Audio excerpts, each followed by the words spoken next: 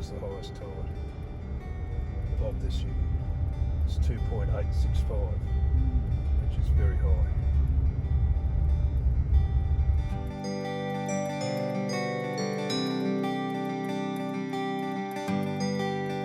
There's a bloke, actually, I don't think he's here. I think he's sitting in those chairs there. Paul, he goes crabbing a lot, and I go. So I give him a flathead and he gives me a couple of crab. This is a marine park, and there's certain areas where you can fish because it's a marine park. Certain areas you can't.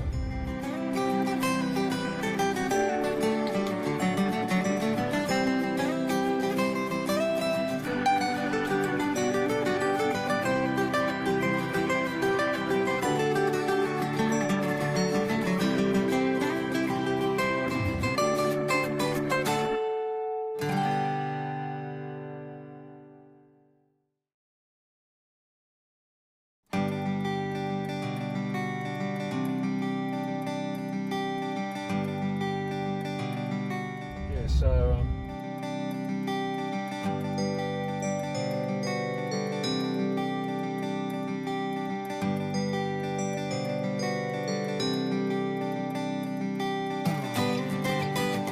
this is a dead-end street, just goes up there, turns around and comes back down again. There's a new house getting built there. There's no blocks of land for sale on this island anymore, they've all been sold. And all houses are going up, people are coming over in their roads, building there.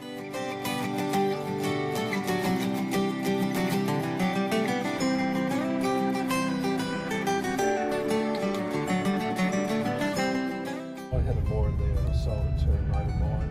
I didn't need the houseboat anymore. So there's only, the island is only 500 metres wide at its widest point. This was the garden islands for Brisbane for their food. And they used to, the boats from Brisbane used to come in here and take all our produce back to Roma Street markets. This car's so quiet they probably won't hear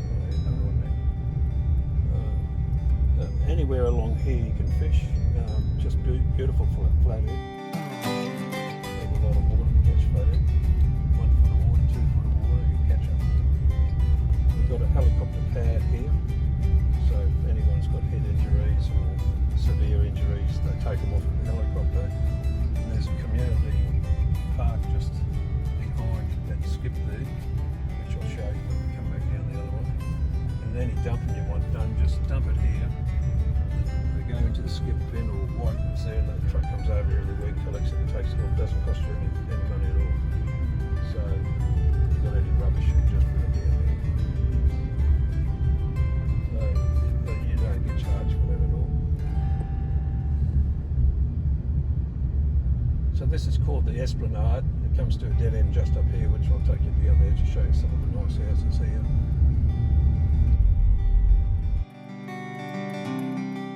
It's called the Esplanade, it's right in front. I know everyone here, well everyone knows everyone because the island, when I came over, there was only 80 people living here, and now there's 220. So everyone knows everyone. It's a elderly community. I think the average age is around 65. So a lot of people with the same tastes, so to speak.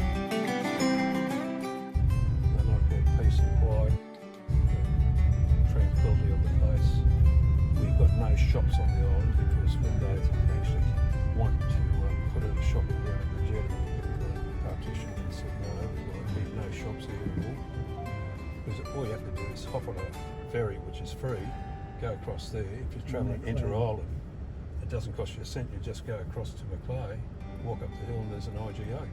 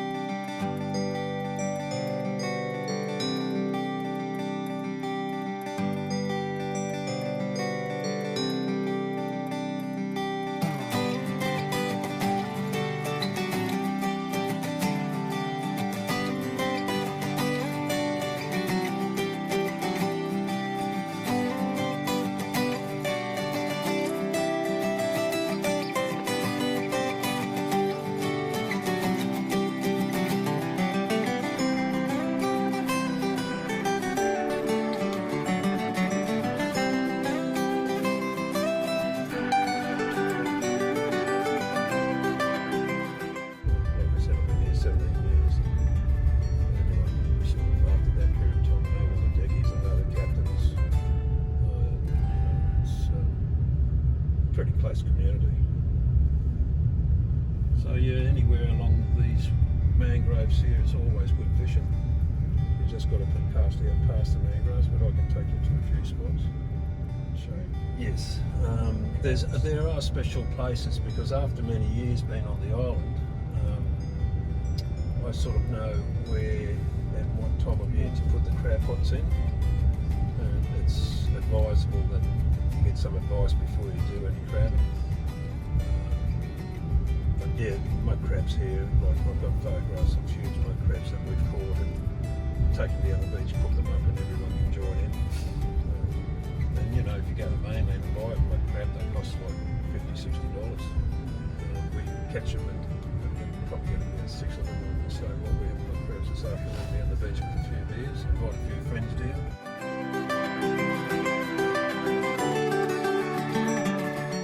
Again, that depends where you put your pots. If you want sandies, you go down to the far end of the island towards Stradbroke. There's an enormous big sand area there where you get sand crabs. In the channels against Garden Island and Long Island, that's where you get mud crabs. So water is just behind these houses, so there's no more land there. It just drops off into the mangroves and the channel.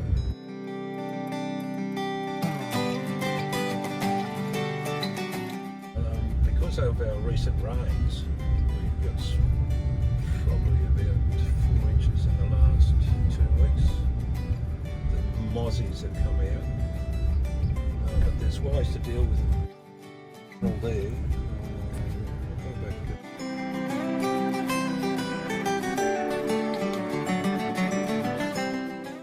Like I say, it's a marine park.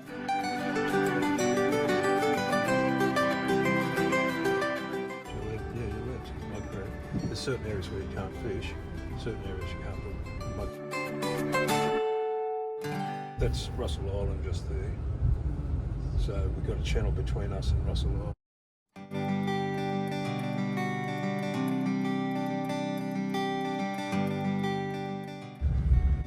Treasure Island, which I'm in, but Treasure Island goes down to the far end of the island. So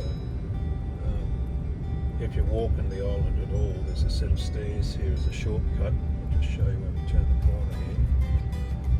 Bird life is prolific here. We've got plovers and curlew. This is a stairway here that takes you down onto the estuary.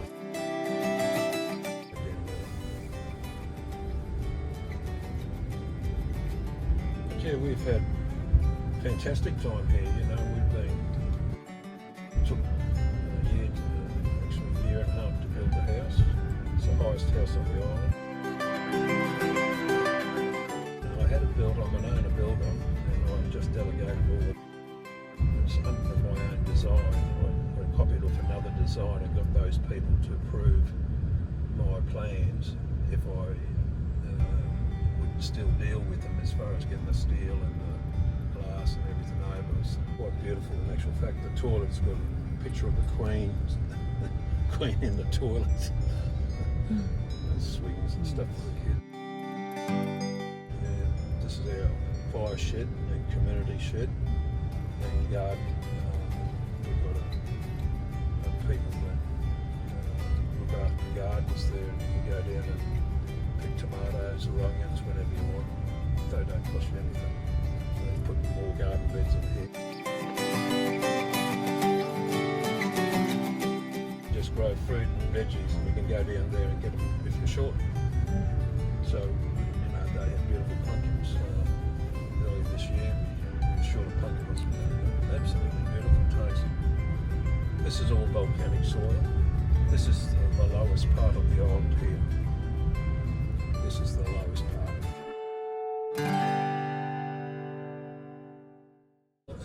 I've only seen water on the road once, and that was when the big storms was on, I think, 2011.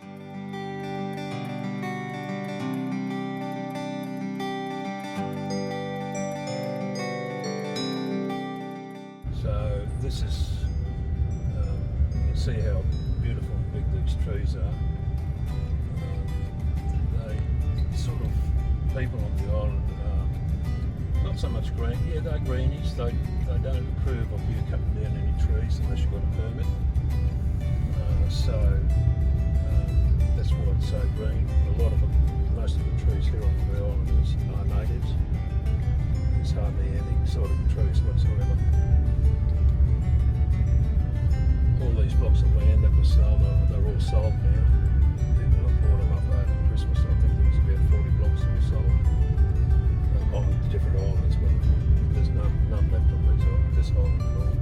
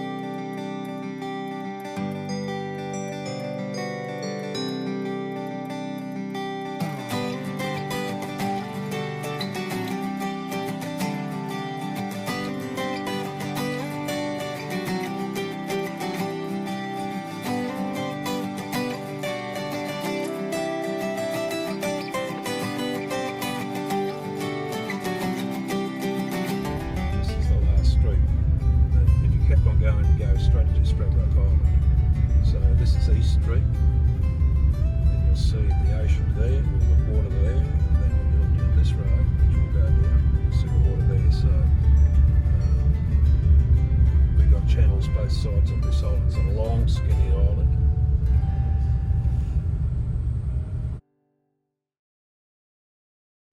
This is as far as you can go. There's the water there, and down here,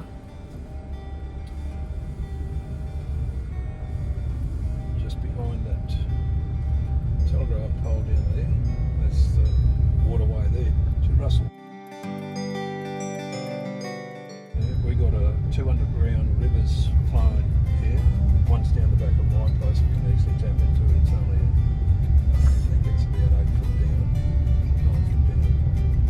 We can tap into it.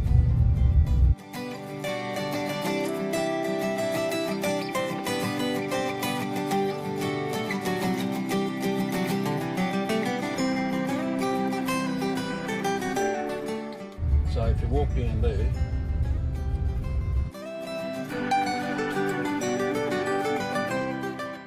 with pebbles, you can see the waterways through there. Russell Island.